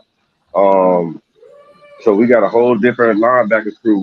We done loaded up on the wide receiver area and our tight ends. I feel like we got a lot of potential with the tight ends. I did in that offensive line. So I'm really looking at this offense. Like if we got a different team, then we shouldn't be seeing the same thing happening last year with this offense. Okay, I agree with Especially they claim, yeah, especially because they said we got a lot of speed. Like we got a lot of speed, so I want to see that speed. I want to see some cornerbacks get burnt out. I want to see that. I want to see that right there. You feel me? And and then the quarterbacks, whoever it is out there, Tyler, whoever, throwing that ball in the right position and putting it in the place where that wide receiver can get it. Only that wide receiver can get it. All right, so quick intermission, real quick. Guys, as you can see, there's a wheel. I got a wheel right here on the screen. Basically, if everybody who donates, I'll put your name on the wheel, and at the end of the show, I'll basically, spin the wheel, and whoever name it lands on, basically you'll win. I don't know why it's moving slow right now, but you'll win a pair of Miami Hurricanes sandals. So if you want a chance to win these Miami Hurricane, sandals, and I'll send them off. I'll ship them off to you. Just hit the super chat, and I'll throw your name on there. Like I said, at the end of the show, we'll spin the wheel, and whoever name it lands on, basically, I'll get your information on Twitter. You guys can hit me up in the DM on Twitter or Instagram. I'll get your info and I'll ship it out to you. So the wheel, I'm gonna put the wheel back up. You guys hit the super chat, and for your chance to win a pair of these Miami Hurricane sandals, get your drip on. Get your Hurricane drip on for the game, basically. Whoever wins it also, I'll make sure that it's expressed or whatever the highest level of shipping, so it can probably get to you, by game time. All right, so Tyler Van Dyke, let's just say that, game one come around, he's not ready. Ja'Carri Brown or Emory Williams? That's the question. I'm going with Ja'Carri Brown. We can't. Yeah, all that Emory Williams talk, like that's green tree talk. We done seen this man go on the road 2 games last year, win 1. And I mean, you take him on the road to play in Death Valley. You take any true freshman who hasn't started a collegiate game or started one collegiate game in the Death Valley against Dabo Swinney and see what happened to him. He held his own for the cards that he was dealt. You talking about giving him a full deck with a new offensive coordinator? I want to see what Ja'Carri Brown look like, because I feel like Shannon Dawson ain't gonna put him in a position that Gaddis put him in last year. And I don't really want to touch on last year, but just moving forward, I don't think Shannon Dawson gonna put him in situations to where he's throwing post routes or he's not TVD or he's not Emory Williams. So you have to find route concepts that works for him. You have to find that's what a good offensive coordinator do. So I'd rather see Ja'Carri Brown go out there with him having experience before we put Emory Williams out there. That's just my opinion. I agree. I agree with that whole situation. I mean, I don't know what the hate is over Ja'Carri. I understand, everybody got to take development times, to figure things out, like he get better on that field. But I mean, how I feel is just like what I was taught growing up, man. How the hell am I gonna get better if I'm not out there? Because I'm not out there. So, but Ja'Carri got more experience. I just feel like I don't know. I just like Ja'Carri, especially when it comes down to like if they blitzing him. I mean, Ja'Carri, that's one thing he did show us. He know how to. Man, he ain't gonna sit there and try to take no sacks. He gonna get up out of there. And I like that. So I picked Ja'Carri. I agree with everything bro said. Okay, so I asked a question earlier. I'm gonna ask you guys, since I got you guys on, who's gonna score the first touchdown? In the Miami game? Yeah. Us. You talking about one player? Which player? Oh, okay. That's a hard one, man. But I ain't gonna lie. I'm trying to see my boy Kobe Young get one first. Since he said Kobe Young, I'm gonna go with Henry Parrish, because I know Mario, he want to run the ball. But once we get the ball inside the red zone, he gonna want to see if we can pound the ball. So I feel like Henry Parrish gonna get the score from 3-4 yards away.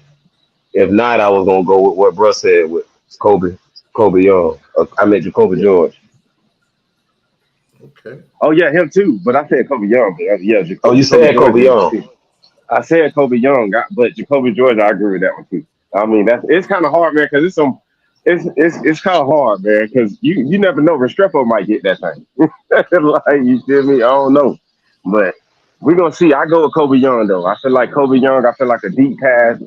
Something from like our side on the 25-yard line. Tyler just hub that thing up to the end zone, and that boy uses height and his power. That man 6'7", 6'6", something like that, right? You feel me? You need to be. So I'm gonna have a 2-part question for y'all. Who's gonna have the most receptions and who's gonna have the most yards? I got For the wide receiver. I got Restrepo having the most receptions because of his relationship with TVD. So when TVD get in the jam or he needed safety blanket, he going to Restrepo on the option routes. They got that kind of chemistry. So I can't knock that. When it's 3rd and 5, it's 3rd and 6, he gonna be looking for Restrepo until he builds chemistry and really trust and get comfortable with all the other receivers like he is with Restrepo. As far as receiving yards, I'm gonna have to go with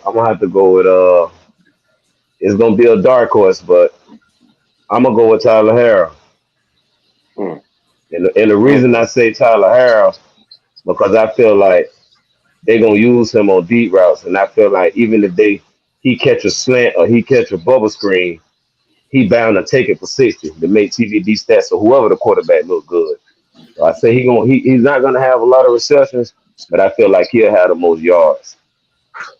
Hey, you know what? I was gonna go with what you had said, but since you went with what you had said, I really gonna go with my second thought too. So I give Jacoby Young like the most receptions. I feel like I mean Jacoby George.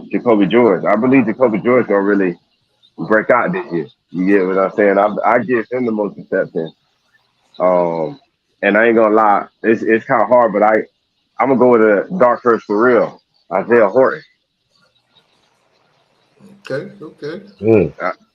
I believe Isaiah Horton should. I believe this should be his. Isaiah Horton, this should be his year. You know what I'm saying? Too. I feel like they should sign. I feel like they should sign this year. All right. So out of all the freshmen we got coming in, who you think is gonna have like the best game on both offense and defense? Okay. I'll let you go first, bro, if you want to. Okay. On defense, I mean, everybody we already know the obvious. We all gonna say, Ruben Bain. We feel like he's gonna get the most snaps as a true freshman. And then as far as on the offensive side, you got to go with Mark Fletcher. But then again, I got to go with Mark Fletcher. Okay. Well, mine's on the offensive side. I feel like it's Ray. He's gonna do his thing. You ain't gonna be able to keep that boy off the field. Especially from how he's being praised right now. I believe they're gonna put him on that field. That boy gonna show him one time, and it's gonna be it after that. I ain't saying he's gonna get a starting job. I'm just saying he's gonna be on that field. So that's my offensive pick as far as like Sean. And I'm going with Damari Brown on the defense, man. I believe Damari Brown's gonna be a dog out there. Those some good picks. Definitely some good picks. Yeah, Damari Brown, man. Everybody look out for that boy, man. The Brown brothers might be on the field at the same time. I won't be surprised if Damari is starting. Damari, I mean, let's be honest, fellas. Go ahead, T2. My bad. I'm still kind of weighing a little bit more towards Darrell Porter, but I won't be surprised if you see Damari Brown out there starting or possibly getting a lot of snaps. Yeah. Man been learning the technique since Devontae Brown since January, even though he been in high school. You don't think he been coming home teaching his brother the technique? He been working out with his brother since January, really. Yeah. So he came in, ain't like he really had to catch up. I'm pretty sure Devontae Brown was showing his brother the rope. I kind of like the way Mario threw that compliment to all the high school coaches today, too, saying that, these guys were highly coached in high school. Yeah. But Jamar Brown came that's in ready. Compliment.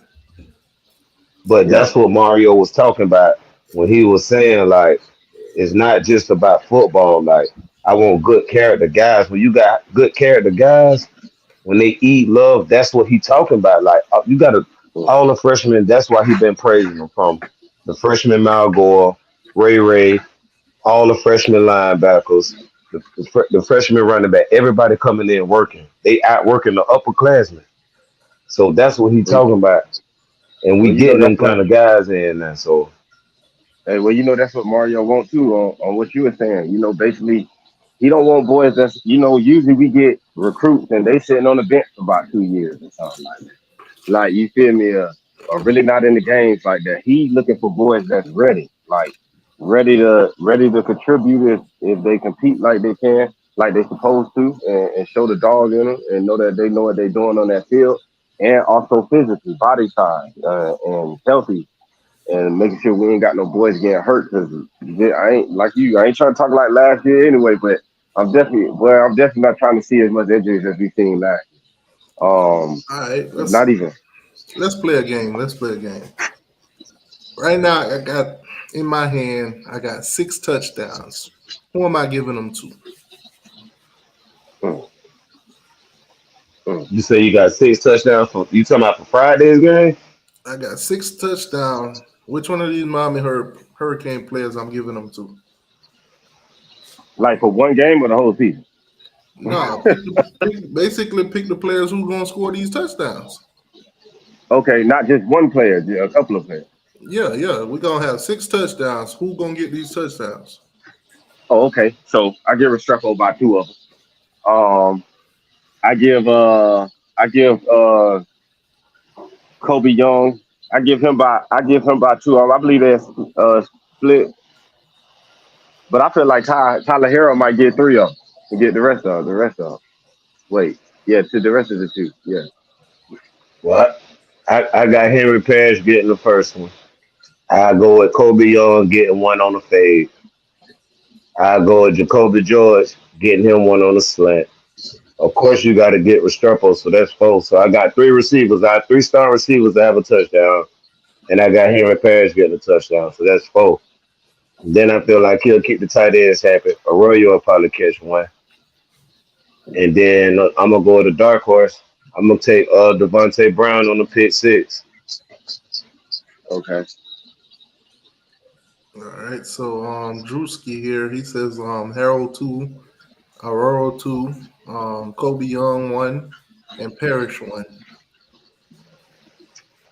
So not a lot of running back love. Not a lot of running back love. You think we only gonna have 1 rushing touchdown? No, I believe Mark Fletcher. You said only 6 touchdowns. I believe it should be a little bit more. I believe Mark Fletcher, Henry Parrish to get some. I'm not really speaking on Don Chaney right now because who knows how that's gonna go with him. It's kind of hard to say, but at this point, and Friday, I don't really care who scored. Them 6 touchdowns sound good, T2Y. I don't care who get them.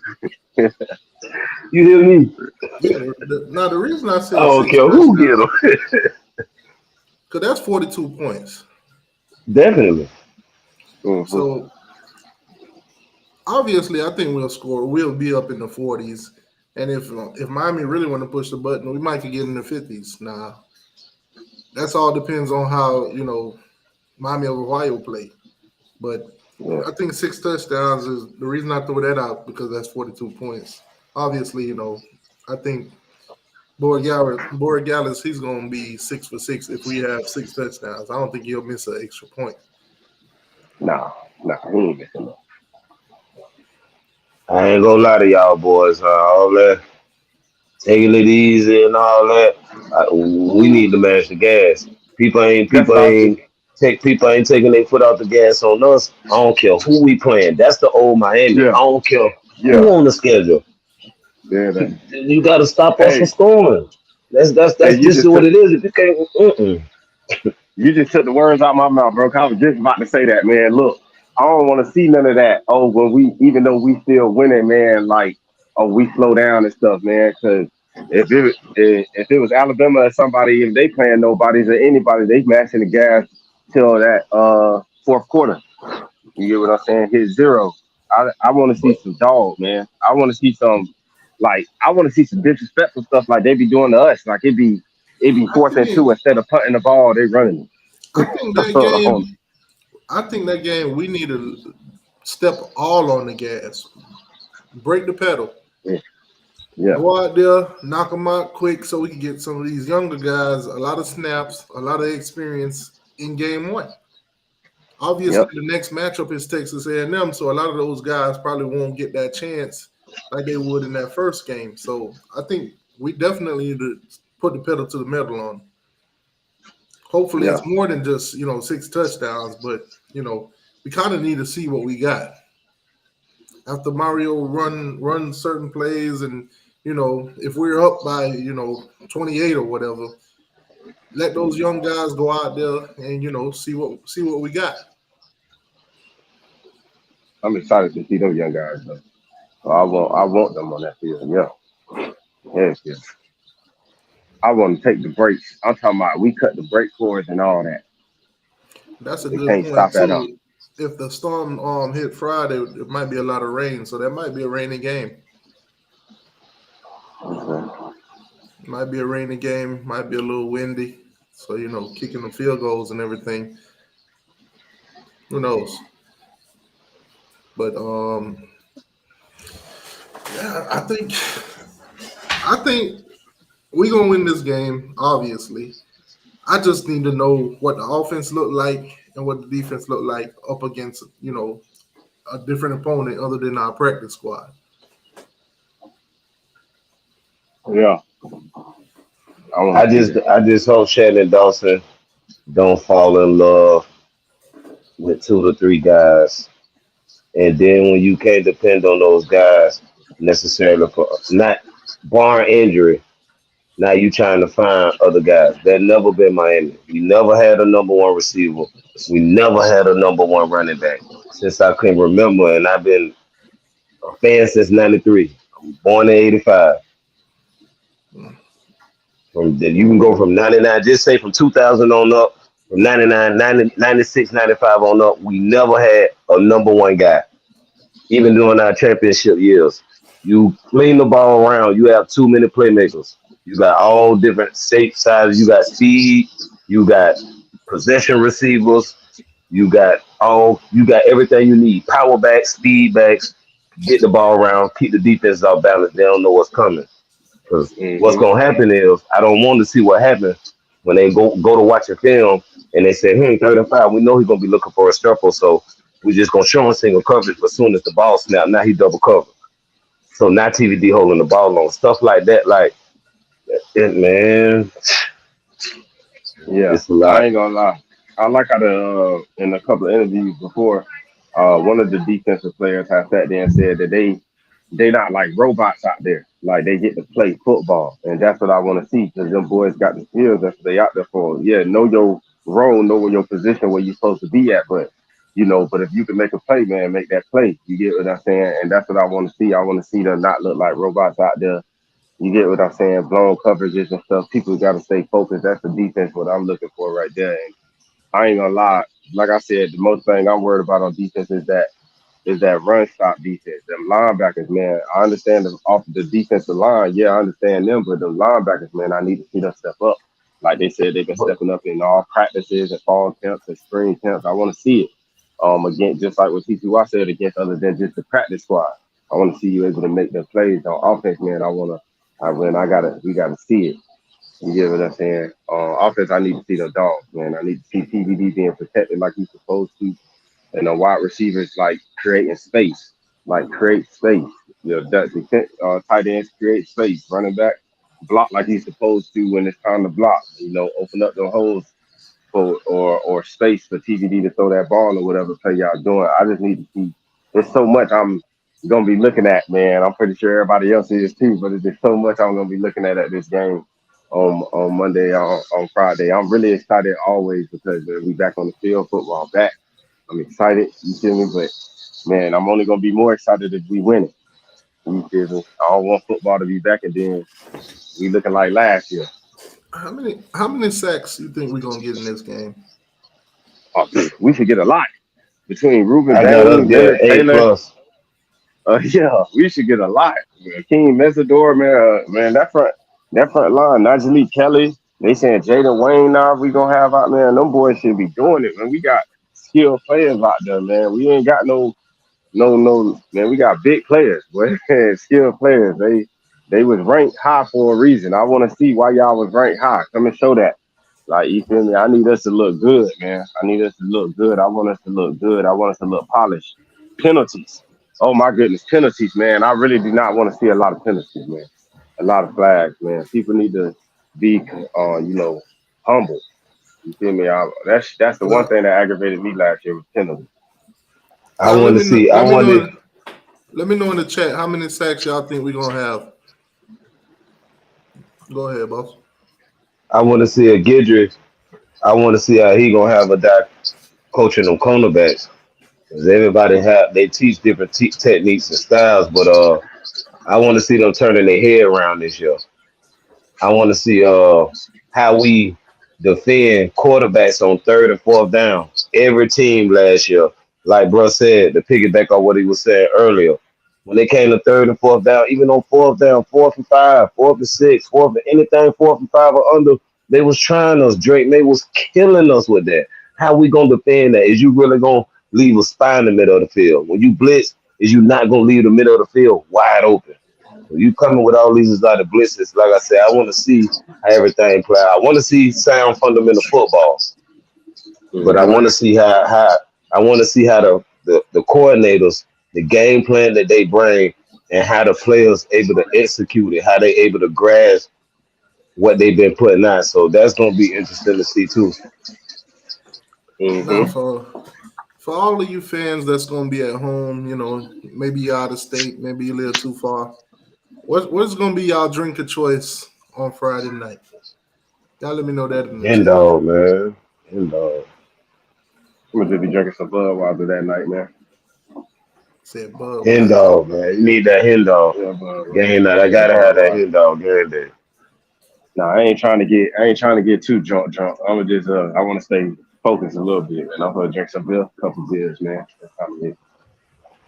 Yeah, I gotta get on that Casamigos. With that Texas A&M game, I'm letting you know, I'm on that hand down. I'm on that hand down. You gotta get on that Casamigos, man. Probably one of the smoothest tequila I've ever had, and you don't get no headaches the next morning. I ain't gonna lie, I ain't really no white drinker like that. I mean, you talking about the white, huh? Yeah. Yeah, I ain't really no white liquor like that. I ain't really like it too much. Don't they got a dark tequila though? Yeah, they do. They do. I like the white though. I haven't had the dark, but I know the white. I've had it. It's good. Haven't had no headaches the next day. Hey, I'm one of those guys that kind of like, once you get a good thing, you don't try to fix it. Yeah. The T2 wine, man, who y'all think gonna take that nickel spot? Because I keep hearing Jaden Davis, I keep hearing Corey Couch. Lately, I ain't heard nothing in the past week or two about Jadavius Richards. I wonder what's going on with that cornerback room. It's been quiet. I've been hearing good things, but I'm saying as far as how that rotation gonna be, that's been real close to the best. I feel like Corey gonna get that spot for right now, for the first game at least. You know what I'm saying? Because I feel like because his experience, but he also skilled too. We know who Corey is. I mean, yeah, there was some games that we felt like he should step up more, but I feel like Corey gonna get that spot on the first game at least. Yeah, I was gonna say him too. Oh man, so we got some drinks up in here. You got the Crown. You got the hen. Let me see. Sarge said only the brown for him. You got the Julio, the white, and Duce on ice. And I'm saying DJ first and DJ.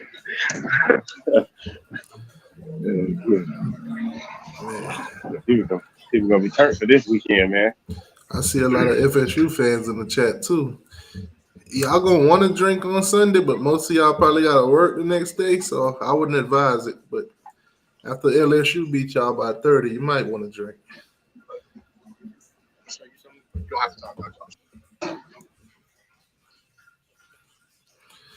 So man, this game. So this is the tickets. Who you think get the first interception if we do get an interception in this game?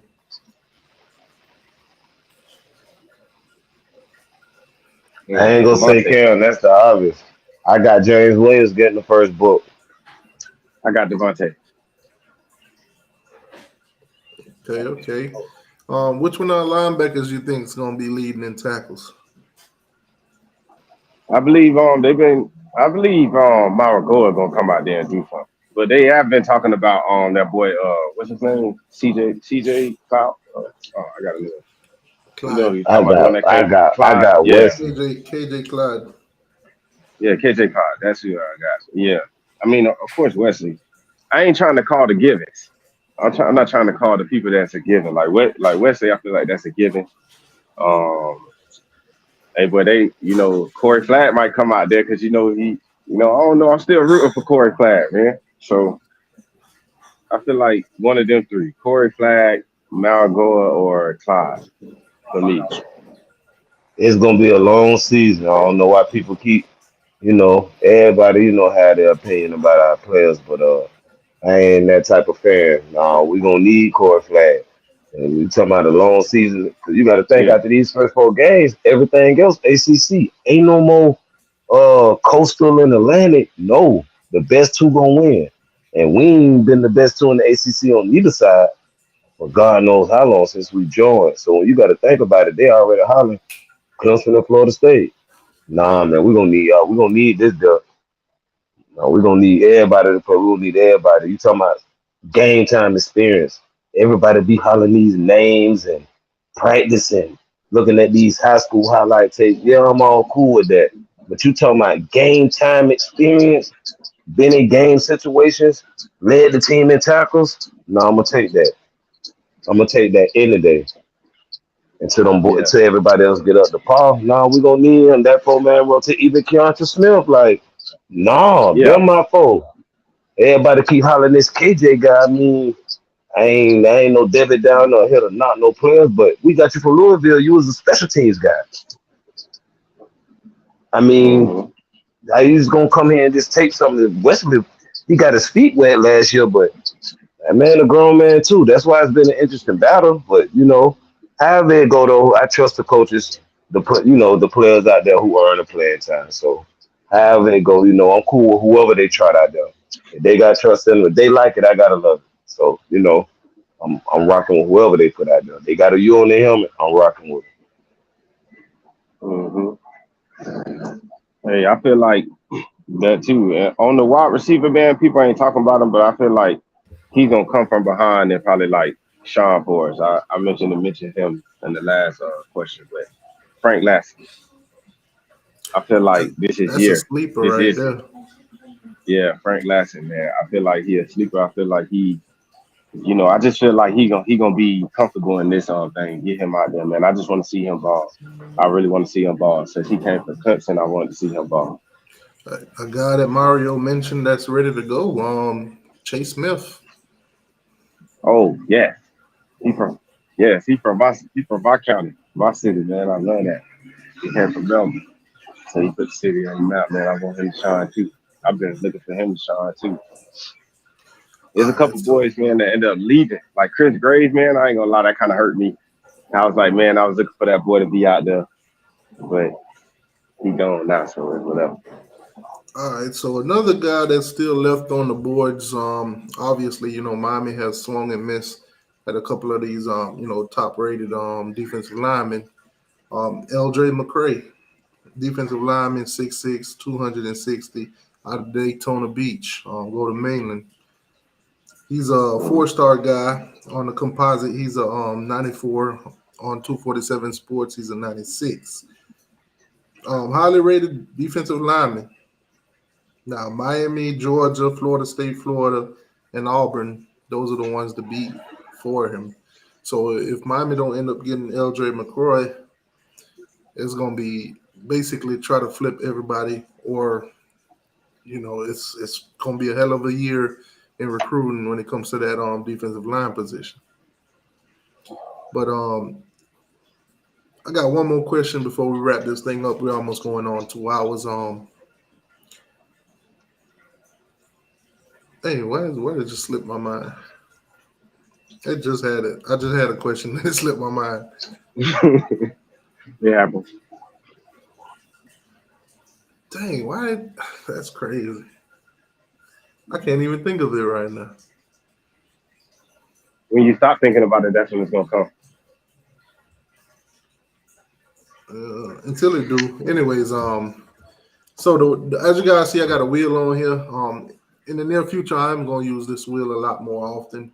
What I'll do is I have during the season, certain players that shine and everything like that. I'm gonna throw their names up there. We're gonna spin the wheel, and then we're gonna talk about that guy. Give these guys they praise. Maybe like 10 minutes a piece or whatever.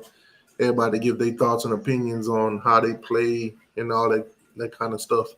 So obviously during this week, I'm gonna look at the game. I'm gonna pick like 5 guys on the offense, and I'm gonna pick 5 guys on the defense. I'm gonna throw them on the wheel.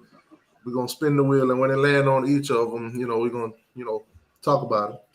What you seen? Was you impressed? Pros and cons, everything. Man, I guarantee you when I get off live, I'm gonna remember this question.